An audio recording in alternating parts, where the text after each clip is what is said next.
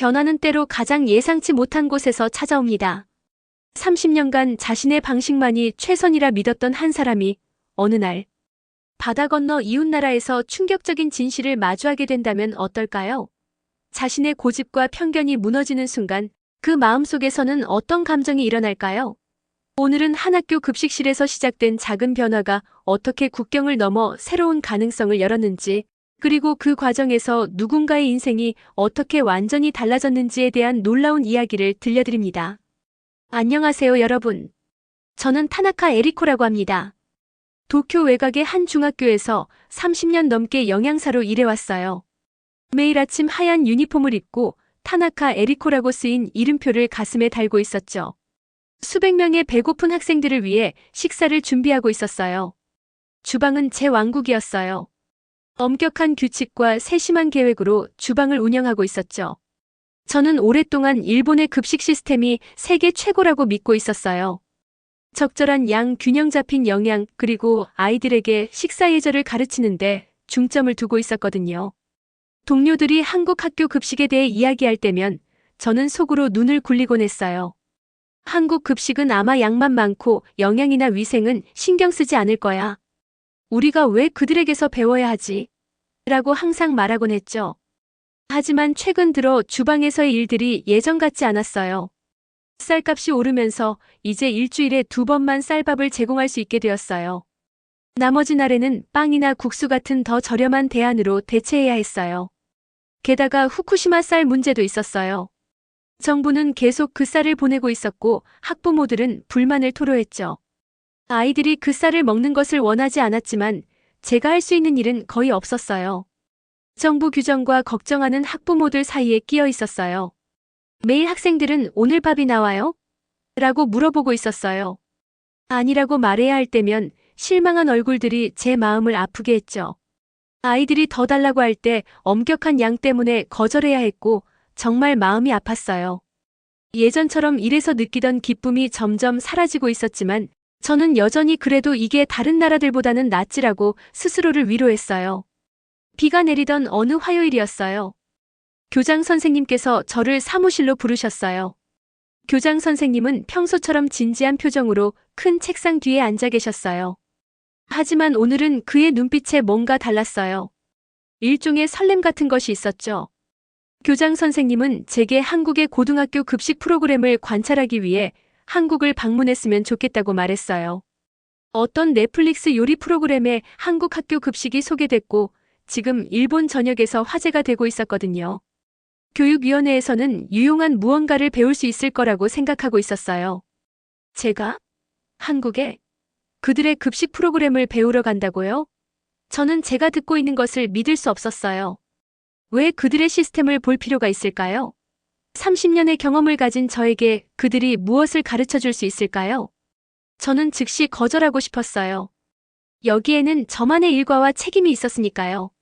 솔직히 말해서 한국 급식이 특별할 거라고 믿지 않았어요. 하지만 교장 선생님은 사실상 제게 선택권을 주지 않고 이미 결정된 일을 통보하고 있었어요. 제가 원하든 원하지 않든 이건 일어날 일이었어요. 그날 저녁 우산을 쓰고 비가 주변에서 후두둑 내리는 가운데 집으로 걸어가면서 저는 짜증나고 고집스러운 기분이 들었어요. 가기 싫었어요. 어쩌면 우리 시스템에 해결해야 할 문제가 있을지도 모른다는 걸 인정하고 싶지 않았죠. 그리고 한국이 해결책을 가지고 있을 수도 있다는 걸 인정하는 것은 더더욱 싫었어요. 하지만 마음 깊은 곳에서는 아주 작은 호기심이 있었어요. 학생들을 도울 수 있는 뭔가를 가져올 수 있다면 어떨까? 점심시간에 아이들의 얼굴에 더 많은 미소를 가져다 줄 방법을 찾을 수 있다면 어떨까? 이런 상충되는 감정을 안고 저는 마지못해 여행 준비를 시작했어요. 밝은 월요일 아침 인천국제공항에 비행기가 착륙했어요. 비행의 긴장과 앞으로 다가올 일에 대한 불안이 뒤섞여 속이 꽉 조여오는 기분이었어요. 서울은 제가 상상했던 것과는 전혀 달랐어요. 깨끗하고 현대적이고 높은 건물들과 효율적인 대중교통이 있었죠. 잠실 고등학교에서 제 가이드가 될 한국 영양사 김지영 씨를 만났어요. 지영 씨는 따뜻한 미소로 저를 맞이했지만 저는 그 미소를 되돌려줄 수 없었어요. 대신 비판적인 눈으로 모든 것을 살펴보고 있었죠. 주방 장비, 직원 유니폼, 메뉴판. 결함을 찾으려 했고 일본 시스템이 더 우수하다는 제 믿음이 맞다는 걸 확인하고 싶었어요. 지영 씨가 그날의 메뉴를 보여줬을 때 저는 충격을 감추지 못했어요. 삼계탕, 돈가스, 김치, 오이 샐러드, 그리고 제철 과일이 메뉴에 있었어요. 일본 학교에서는 삼계탕처럼 고급 재료가 들어가는 음식을 제공하는 건 상상도 할 수 없었죠. 학생 한 명당 한 마리의 닭이라니 우리 예산으로는 불가능한 일이었어요. 점심시간이 다가오자 저는 학생들이 질서 있게 줄을 서는 것을 지켜보고 있었어요. 하지만 놀랐던 것은 학생들이 원하는 만큼 밥을 직접 덜어가는 모습을 본 것이었죠. 일본에서는 낭비를 줄이고 영양 기준을 유지하기 위해 양을 엄격하게 통제하고 있었거든요. 지영 씨에게 이에 대해 물었을 때 학생들이 원하는 만큼 덜 수 있지만 음식을 남기지 않겠다고 약속한다는 설명이었어요. 그리고 놀랍게도 그들은 약속을 지켰어요. 접시는 깨끗하게 돌아왔어요. 학생들의 표정이 모든 것을 말해주고 있었어요. 그들은 행복하고 만족하며 활기차 보였어요. 점심시간이 서두르거나 스트레스를 받는 시간이 아니었어요. 즐거운 시간이었죠. 제 현실이 조금씩 깨지기 시작했어요. 이건 제가 예상했던 것과 전혀 달랐어요. 그날 저녁 호텔방에서 저는 낮에 본 장면들이 계속 머릿속을 맴돌았어요. 풍요로움, 뛰어난 품질, 그리고 밝게 웃는 학생들의 얼굴. 처음으로 한국 학교 급식에 대한 제 모든 믿음이 잘못되었을지도 모른다고 생각했어요. 다음 날 중학교를 방문했어요. 다시 한번 저는 또 한 번 메뉴에 놀랐어요. 흰쌀밥, 쇠고기 미역국, 불고기, 시금치, 그리고 김치가 나왔죠. 학생들은 망설임 없이 밥을 2번 더 담았고 다시 한번 거의 음식이 낭비되지 않았어요. 교육청 담당자들은 무상급식 정책, 식재료 품질 관리, 그리고 지역 농산물 우선 사용 원칙에 대해 설명해 주었어요. 모든 말이 에리코 씨의 이전 믿음에 도전하고 있었어요. 그들의 시스템은 단지 아이들을 먹이는 것에 관한 것이 아니었어요. 교육, 문화, 그리고 공동체에 관한 것이었죠. 에리코 씨는 많은 질문을 했어요. 일부는 다른 것들보다 더 비판적이었죠. 어떻게 이런 비용을 감당하나요? 어떻게 품질을 유지하나요? 영양 기준은 어떻게 되나요? 각 대답은 사려 깊고 포괄적이었어요. 이것은 단지 운이 좋거나 외국 방문객을 위한 보여주기식이 아니었어요. 그들의 일상적인 현실이었죠. 에리코 씨의 휴대폰은 사진과 메모로 가득 차고 있었어요. 머릿속에서 새로운 아이디어가 샘솟기 시작했어요. 일본에서도 이런 것을 할 수 있을까? 한국에서 배워서 우리 시스템을 개선할 수 있을까? 그 생각은 에리코 씨를 흥분시키면서도 두렵게 했어요. 그날 밤 지영 씨가 에리코 씨를 자기 집으로 저녁 식사에 초대했어요. 간단하지만 맛있는 식사를 하면서 그들은 각 나라의 대표자로서가 아니라 아이들의 복지에 깊이 관심을 가진 두 여성으로 대화하고 있었어요. 지영 씨는 자신의 어려움과 성공에 대해 이야기했고 처음으로 에리코 씨는 일본 학교 급식 시스템에 대한 자신의 좌절감을 털어놓았어요. 어느 나라가 더 나은지에 관한 것이 아니에요. 지영 씨가 말했어요. 서로에게서 배워 우리 아이들에게 최선을 다하는 것에 관한 거죠. 지영 씨의 말이 제 마음에 깊이 남았어요.